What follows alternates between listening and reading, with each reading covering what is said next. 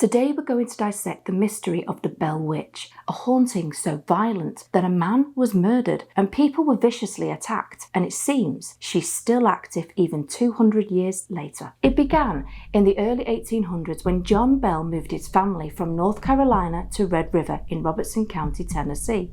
Little did he know that his decision would tear his family apart in the most brutal way. For the first few years, he and his family were thriving, until one day in 1817, Bell was inspecting his cornfields, as he often did. But unlike other times, he came across an odd-looking animal described as having the body of a dog but the head of a rabbit. Startled by this sight, he fired his pistol several times at the creature, but it vanished. Later that evening, as he and his family ate dinner, there was a pounding sound on the walls of the log cabin. Well, he and his sons went to investigate, but could find nothing. But with each night, the noise outside got louder and louder. Over the next few weeks, things got progressively worse for the Bell family, as the children began to wake up screaming in fear and complaining that they could hear rats gnawing at their bedposts. From here, the entity then progressed to pulling the covers off their bodies and throwing pillows onto the floor. The family didn't know what to do. But fearing what outsiders would say, John Bell instructed his wife and children to tell no one. But was this a mistake?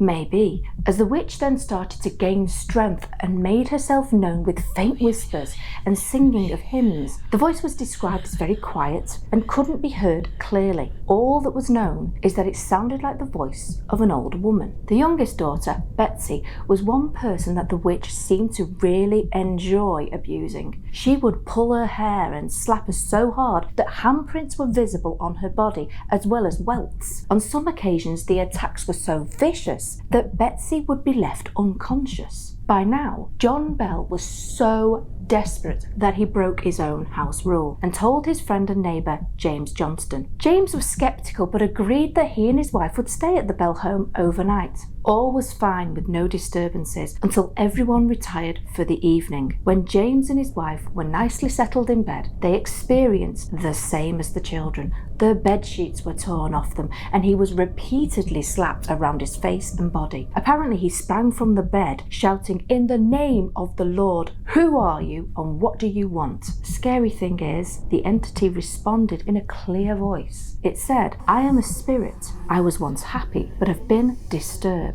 The next morning, James told Bell that he thought the culprit was an evil spirit, the kind that the Bible talks about. From here, the witch's outbursts grew more frequent. She'd sing hymns around the home, quote scripture, and if spoken to, would carry on intelligent conversations with the terrified Bell family. At one point, the entity even quoted, word for word, 2 sermons that had been preached on the same day, at the same time, but 13 miles apart. By 1819, things had gotten so scary that the word of the paranormal activity reached the ears of the then Major General Andrew Jackson, and he decided to see what was really going on. As he and his entourage approached the grounds of the property, the wagon stopped abruptly, and no matter what they did, they could not get it to move. They figured the horses just didn't have the strength to get it free. After much cursing and persuasion to the horses, Andrew Jackson is said to have shouted, "By the eternal, boys, this must be the Bell Witch."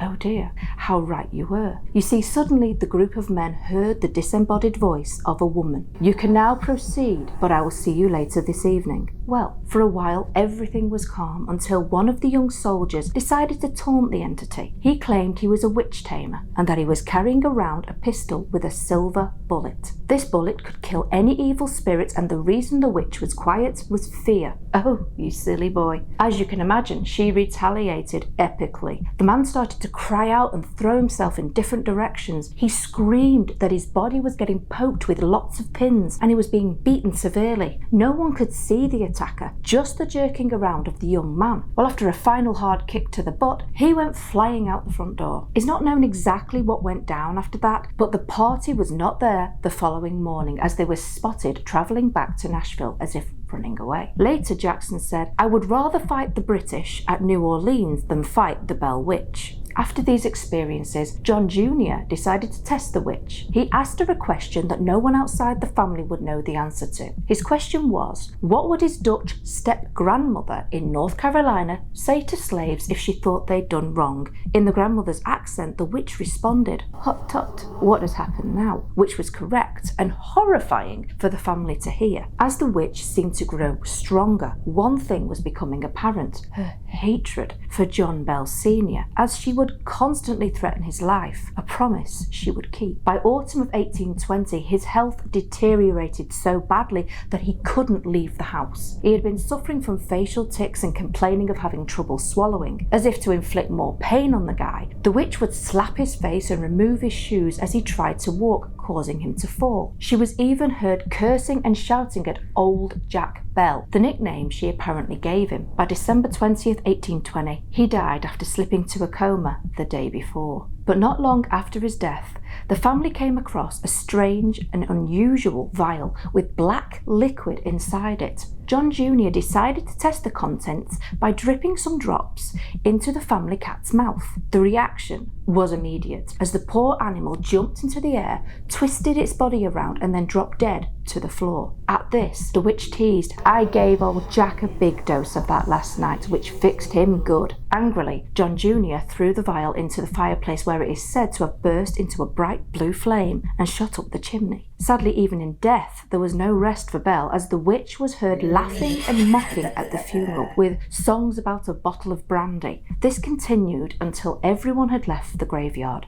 Now, the youngest daughter, Betsy Bell, and her childhood sweetheart, Joshua Gardner, had gotten engaged not long before the death of John Bell, with both families delighted by the news. Everyone but the witch. She was said to be furious and demand Betsy leave the man. No matter where they went, she would taunt and nag at them. Eventually, on Easter Monday in 1821, Betsy called off the engagement, much to the delight of Professor Richard Powell. You see, he had made it known that when she was old enough, he wanted to marry Betsy. When he was teaching at the school that Betsy and Joshua attended, it was thought he was a carefree bachelor. What no one knew is he already had a wife called Esther Scott in Nashville. Sly old dog. More interesting, though, is the fact that he was reported to have an interest in the occult, amongst other things. Could it be that he summoned the witch as an act of bitterness towards the family? I mean, the witch did say she'd been disturbed. Well, in April 1821, the witch visited Lucy Bell, John's wife, to say it was leaving, but would return in 7 years. In 1828, it did just that, but only for 3 weeks. Upon leaving the second time, it promised to be back in 107